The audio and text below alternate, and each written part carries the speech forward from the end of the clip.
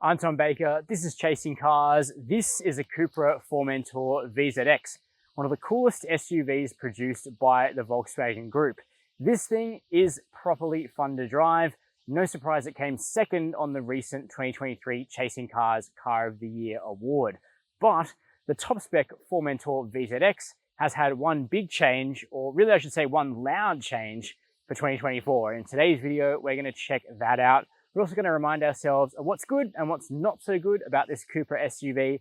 Before we get started, hit subscribe down below. Chasing Cars, honest reviews of your next car. Brought to you by Budget Direct. For me, this is a very familiar environment because I ran a Cupra Formentor VZX for a long-termer here on Chasing Cars for 6 months, so I got very used to it. Now, if you're driving something like a Volkswagen Golf or a Tiguan, you're going to be really taken aback the first time you step into a Formentor because you sit so low in the body of this car. The window line feels higher than on most other SUVs out there. The trick to this is the Volkswagen Group actually put the Cupra Formentor on their car-based version of MQB rather than the SUV iteration, and you get heaps of benefits. It's a sporty driving position, really like it. Cool steering wheel, finished in perforated leather here with your copper stitching, and also engine start-stop on the wheels, cool. You've got immediate access to your drive modes, and you've got hard real buttons for your screens, for your volume, for your cruise control, so that all works really well. Supplemented here by a 12-inch touchscreen, you've got wireless Apple CarPlay and Android Auto, and the Cupra system itself isn't too difficult to navigate. All the climate is soft buttons on here. You can use voice control if that's your bag. Now, in front of you, you've got a 10-inch digital instrument cluster, bunch of customization in that. That works really well. In terms of storage, you've got loads of room down here, plus wireless charging. These kind of odd spots here next to the transmission selector, and two pretty small cup holders, but this armrest is adjustable and nice and ergonomic. In terms of the seats, they are very, very sporty. They're finished in petrol blue leather. You've got electric adjustment for the driver. Oddly still manual for the passenger. Above 70 grand drive away, I think that's a little bit mean. And this car is actually missing a sunroof, though there is one that's optional. Here in the back of the Cupra Formentor, there's definitely going to be room for a couple more friends or children, because despite this being a pretty small SUV dimensionally, the packaging is very good. So I've got the driver's seat in my position. I'm 6 foot, 183 centimeters. Do sit a bit closer to the wheel than most, but you'll see for me, I've got vast legroom, toe room's good, headroom is also excellent. Remembering this car doesn't have a sunroof, which does help in that regard. Not the most comfortable 5-seater. I have done it, and I was in the middle, and it wasn't great. So I recommend thinking of this car as a 4-seater. You got air vents, separate climate zone, more USB-C ports, and a flip-down armrest with a pass-through to the boot. So almost a full set on this car. Just falls down a little bit here because the back seat plastics are pretty hard and scratchy. Ultimately, I guess it's a little bit built to a price in that way. Moving around the back of the 2024 Formentor VZX, you're going to notice, if you're a bit of a Cupra spotter, the main change to this car for 2024, and that is the availability of a titanium Akrapovic exhaust. Now, this is not a cheap option. It's about $6,000. But what it does is it transforms the true exhaust note of the Formentor VZX from being pleasant, but definitely subtle, to being very pleasant and not subtle if you put the car in Cupra mode. And I'll play you what that sounds like just here. There is also a difference in the appearance of the exhaust pipes themselves, which have the typical Akrapovic perforated detailing. They look pretty cool. Now, I'm not a huge fan of flat grays, and on the Formentor, it's no exception. So I'd probably go for one of the other colors instead. But this is a power tailgate as standard. It gets up and out of the way and reveals 420 liters of space. Pretty usable. There are larger SUVs out there, but there aren't too many SUVs that are more fun to drive. So that's kind of the trade-off. Beneath here, you actually do get a space saver spare, which is a bit of a shock, right? Because you've got big wheels, big tires here, but this car doesn't have the optional Brembo brakes. And I don't think you really need them, because in our testing, the Formentor has delivered excellent stops without them. When it comes to running costs, the Formentor isn't too bad, particularly because the upfront servicing packs are pretty affordable. For the Formentor, you can get a 3-year, 45,000 kilometer plan for $990. A 5-year, 75,000 kilometer service plan is $1,990. That's quite a lot cheaper than what you'd pay for a mechanically very similar Volkswagen R product, for instance. There is a 5-year unlimited kilometer warranty on the car. When it comes to fuel economy, to be completely honest, it's kind of going to depend on how you drive it. If you baby this engine, you will get high single-digit figures out of it. Over my long-term loan and this week with the car, I've achieved 12 or 13 litres per 100 kilometres, but that is exploiting the performance quite a bit.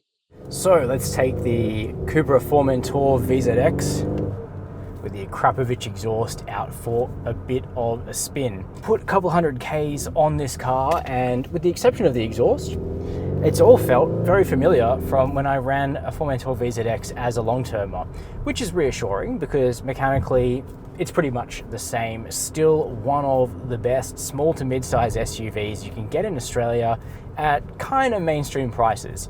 It's not as cheap as it once was. We're now over the 70 grand drive away mark for the VZX if we weren't already. And then this Akrapovic exhaust does add in the realm of $6,000 to the cost. It's a pricey option. You can still get Brembo brakes, you can get a sunroof. This car doesn't have either of those things. This is really a demonstrator for the exhaust, this vehicle, but you're still getting out the door for less than 80 grand drive away. And with the depth that's gone into this car's engineering, I actually think that's definitely worth considering. We're kind of at like low-end Audi Q5 money.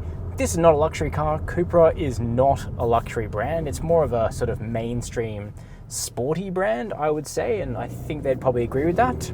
But for low-end Q5 money, you're buying something really very quick. This is an excellent performer, and you're buying a car which is really great to drive. It's absolutely not the last word in refinement, not a particularly quiet car. Obviously, we've now got a pretty brawny exhaust, but we've also got plenty of road noise. That's one thing we found when we did run a similar VZX as a long-termer, but it is a hoot to drive. This is a really fun SUV with great steering and a brilliant malleable chassis that lets you kind of level up as a driver. You know, you can drive this car in a pretty basic way, or you can really tap into its performance characteristics, and it does teach you to be a better driver. The chassis is really great like that. You know, I'd put it in the league of cars like the BRZ and Toyota GR86, except that it's kind of a family SUV, but it really does talk to you a lot more than most of its rivals. You know, Tiguan's, Mazda CX-5s, good cars. The Formentor is quite a lot more entertaining than either of those vehicles. Now, if you do want the Akrapovic exhaust, you can only get it with the VZX engine, which is a 228 kilowatt tune of Volkswagen's 2-litre turbo petrol 4-cylinder, 400 newton meters of torque, good shove, and a 7-speed wet clutch DSG automatic. Then what you've got to do is you've got to put that gearbox into S mode or into manual. You've got to put the engine sound into Cupra, and then what you can do is you can start getting some very, very prominent cracks and pops through the exhaust. So this thing can be very, very antisocial, but unlike some cars with sporty exhausts, and unlike a lot of aftermarket jobs, is you can actually quieten this thing right down. So if I use the drive mode select on the steering wheel, pop it in comfort, we can now just pootle around on soft suspension and quiet exhaust. No different to the sound really from a regular VZX, so really quite hushed, much more social in the neighborhood, or, you know, at the push of another button, a couple of buttons here, you can get silly again. That's a really nice customizable aspect of the Formentor, but I also love the fact that you've got a fully customizable individual drive mode, so you can do whatever you like with the adaptive dampers, which have 15 stages of adjustment. You can make the steering light or heavy, you can make the throttle response aggressive or subdued, you can make the all-wheel drive system's responses aggressive or subdued, and then you can have it loud, you can have it soft.